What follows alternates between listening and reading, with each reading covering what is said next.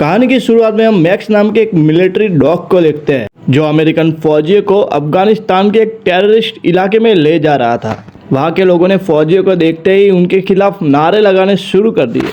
इधर मैक्स सूंघता हुआ अपने मालिक काइल को एक घर में ले आया। मैक्स काफी देर तक एक लाल कारपेट को सूंघता रहा।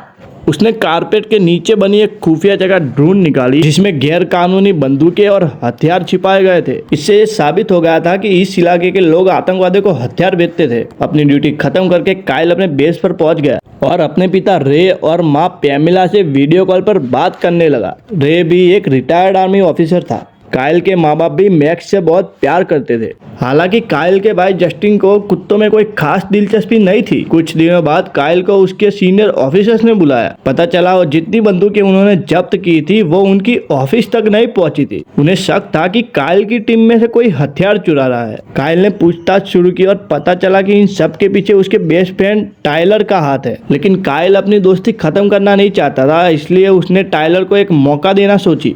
अगले दिन काइल अपने ग्रुप के साथ दूसरे मिशन पर जा रहा था। मैक्स उन्हें अपने पीछे मैदान तक ले आया और बीच में रुक गया। उधर काइल ने टाइलर से कहा कि वो उसके गैर कानूनी हथियार सप्लाई के बिजनेस के बारे में सब कुछ जानता है। हालांकि माफी मांगने की बजाय टाइलर ने काइल को अपना मुंह बंद करके मिशन पर ध्यान देने को कहा।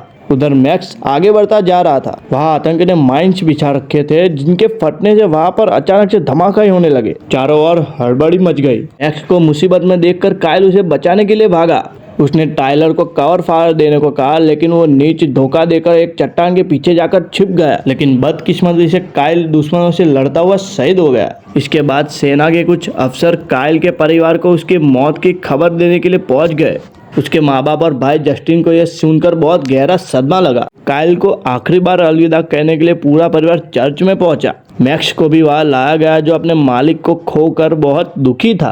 वो चुपचाप जाकर काइल के ताबूत के पास बैठा रहा। फ्यूनरल पूरा होने के बाद जब ऑफिसर मैक्स को वापस ले जाने लगे तो वो बुरी तरह झटपटाने लगा और उनके पास जाने के लिए मना कर दिया। वो जस्टिन को पहचान कर उसके पास चला गया। उसे जस्टिन में अपनी मालिक की झलक नजर आ रही थी, लेकिन जस्टिन ने आर्मी ऑफिसर के साथ जाकर उसे वैन में छोड़ दिया।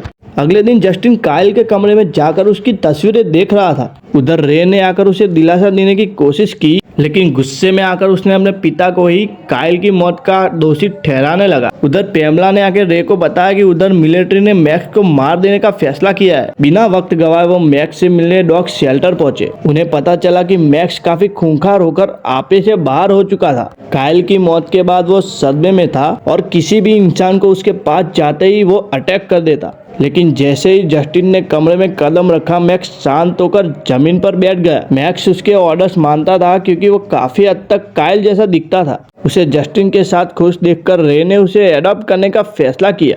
लेकिन घर पहुंचकर रे ने कहा कि क्योंकि मैक्स एक खूंखार जानवर है तो उसे घर के अंदर नहीं रख सकते। उन्होंने मैक्स को गार्डन में बाहर ही बांध दिया। रात होते ही मैक्स जोर जोर से भौंकने लगा। उसके शोर मचाने की वजह से पूरा परिवार और आस पड़ोस के लोग भी बहुत परेशान हो रहे थे। ना चाहते हुए भी जस्टिन मैक्स से मिलने बाहर आया। उसे देखते ही मैक्स ने भौंकना बंद कर दिया। अब तो वो जस्टिन को वापस जाने ही नहीं दे रहा था, इसलिए वो मैक्स के पास ऐसे ही लेट गया जैसे काइल लेटा करता था। जस्टिन के सो जाने के बाद मैक्स पूरी रात उसकी रखवाली करता रहा। अगली सुबह जस्टिन उसके फ्रेंड चूही और उसकी कजिन कार्मेन से मिला। कार्मेन को चूहे बहुत अच्छे लगते थे। जस्टिन ने उसे बताया कि मैक्स को उसे संभालना बहुत मुश्किल हो रहा है, तो कार्मेन ने कहा कि वो मैक्स को ट्रेन करने में उसकी मदद कर सकती है।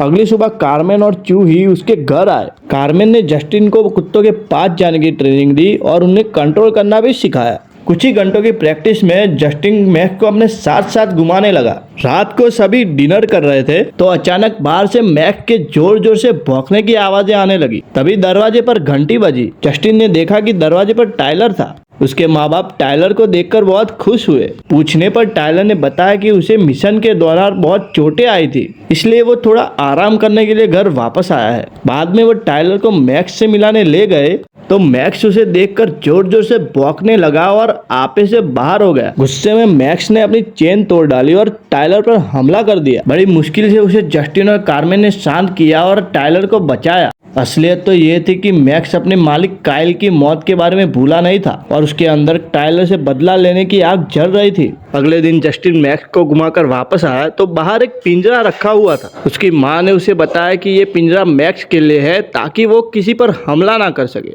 अगली सुबह टायलर ने रे से उसके वेयरहाउस में काम करने की इजाज़त मांगी क्योंकि वो उसे अपने बेटे जैसा समझता था, तो रे ने भी उसकी बात खुशी खुशी मान ली। बाद में जब उसे टायलर से काइल की मौत के बारे में पूछा तो टायलर ने झूठे आंसू बहाकर कहानी सुनाई कि काइल की मौत का जिम्मेदार तो मैक्स है। वो काइल के मना करने के बाद भी डेंजर जोन में चला गया और उसे बचाने के चक्कर में काइल मारा गया। ये सुनते ही रे गुस्से से लाल हो गया और मैक्स को मारने के लिए भागा। उसने अपनी बंदूक निकाली और ट्रिगर दबाने ही वाला था कि जस्टिन ने एंड वक्त पर आकर उसे रोक दिया। अगले दिन जस्टिन फौज के डॉग शेल्टर में पहुंचा। वहाँ उसे काइल का दोस्त सार्जेंट ट्रियन मिला, जिसने बताया कि मैक्स उनका आज तक का सबसे बेहतरीन मिलिट्री डॉग है। उसके मुताबिक मैक्स कभी भी काइल को चोट नहीं पहुंचा सकता। उसने बताया कि टायलर को कोई चोट वोट नहीं लगी, उसे तो नौकरी से सस्पेंड किया गया है। उसने चूही और कार्मेन के साथ मैक्स के ट्रेनिंग की समय की वीडियो देखी, तब उसे पता चला कि मैक्स काइल के कितने करीब था। उसे अब पूरा यकीन हो गया था कि मैक्स की वजह से काइल की जान नहीं जा सकती।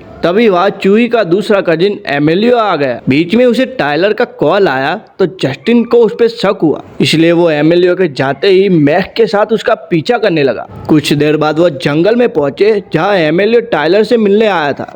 तभी वहाँ कुछ गुंडे भी आ गए जो उससे हथियार खरीदने के लिए आए थे। तब जस्टिन को समझ में आया कि टायलर असल में अफगानिस्तान के गैर कानूनी हथियार अमेरिका में बेचता है। उसी वक्त उन गुंडों के कुत्तों ने मैक्स को भौंकते हुए सुन लिया और उसके पीछे भागने लगे। मैक्स उन दोनों कुत्तों से अकेला लड़ गया और उन्हें हराकर मैक्स के साथ भागा। खुशकिस्मती से वो हाईवे तक पहुंच गए जहाँ एक औरत ने उन्हें लिफ्ट देकर घर तक छोड़ दिया। अंदर जाकर उसने देखा कि टायलर और उसका दोस्त डेप्यूटी स्टैक वहाँ पर मौजूद थे। वो जस्टिन की साइकिल को जंगल में देखकर समझ चुके थे कि वो उनके बिजनेस का राज जान चुका है। स्टैक ने अपने हाथ पर झूठी चोट दिखाकर उसका इल्जाम मैक्स पर डाल दिया। उन्होंने जस्टिन के माँ बाप से शिकायत करते हुए कहा कि वो मैक्स को जल्द से जल्द कहीं दूर भेज दे।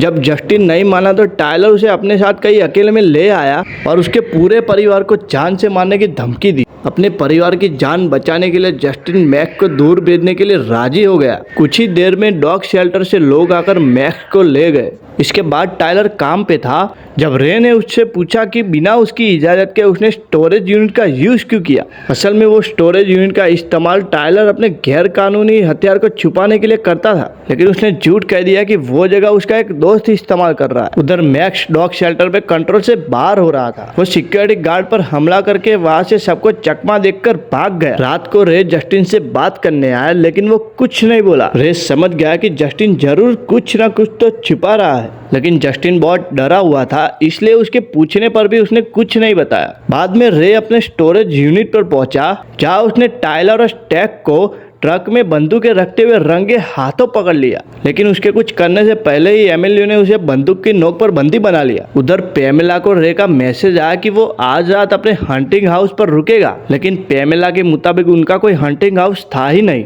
जस्टिन चूही और कार्मेन के साथ अपने पिता को ढूंढने के लिए निकल पड़ा। उन्हें स्टोरेज यूनिट का ताला टूटा हुआ मिला। मैक्स ने ताला सूंघा और उन्हें रे की ओर ले जाने लगा। पूरी रात इधर उधर घूमने के बाद जस्टिन और उसका ग्रुप एक सुनसान जगह पर पहुंचे। उन्होंने टायलर को उसके साथियों के साथ हथियार बेचते देखा। रे भी उन्हीं की कार में बैठा था। जब तक जस्टिन और चूही टायलर पर नजर रखे हुए थे, कार्मेन जल्दी से पुलिस को बुलाने के लिए चली गई, लेकिन टायलर के कुत्तों ने जस्टिन को सूंघ लिया और उन पर हमला करने के लिए भागे। लेकिन इस बार भी अपने मैक्स ने उन दोनों कुत्तों को पेल दिया। इधर टायलर और एमिलियो जंगल में जस्टिन के पीछे भागे। रे ने मौका देकर स्टैक पर हमला करके खुद को आजाद कर दिया। जल्द ही मैक्स और जस्टिन भी वहां पहुंच गए। दोनों बाप बेटे का दिल एक दूसरे को देखकर भर आया, लेकिन खतरा अभी टला नहीं था। उन्होंने प्लान बनाया कि दोनों अलग अलग रास्ते से जाकर टायलर को चकमा देंगे। दूसरी तरफ स्टैक अपनी कार में बैठकर दोनों बाप बेटे को ढूंढने निकला। उसने रे को देखकर उस पर गाड़ी चलाने की कोशिश की, लेकिन रे ने उस पर गोली चला दी।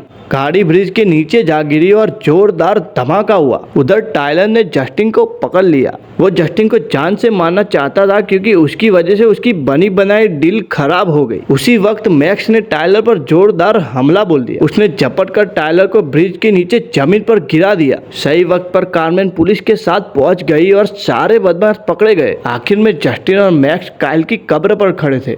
जस्टिन ने काइल का शुक्रिया अदा करके पहली बार उसे सैल्यूट किया। घर लौटने पर उसके दोस्तों और परिवार ने उसका जमकर स्वागत किया। बाहर मैक्स का पिंजरा भी नहीं था। रे ने कहा कि मैक्स अब परिवार का हिस्सा बनके घर के अंदर ही रहेगा। उनका परिवार एक बार फिर से पूरा हो गया। क्या आपके पास भी ऐसा पेट है जिसे आप अपने परिवार का हिस्सा मानते हो?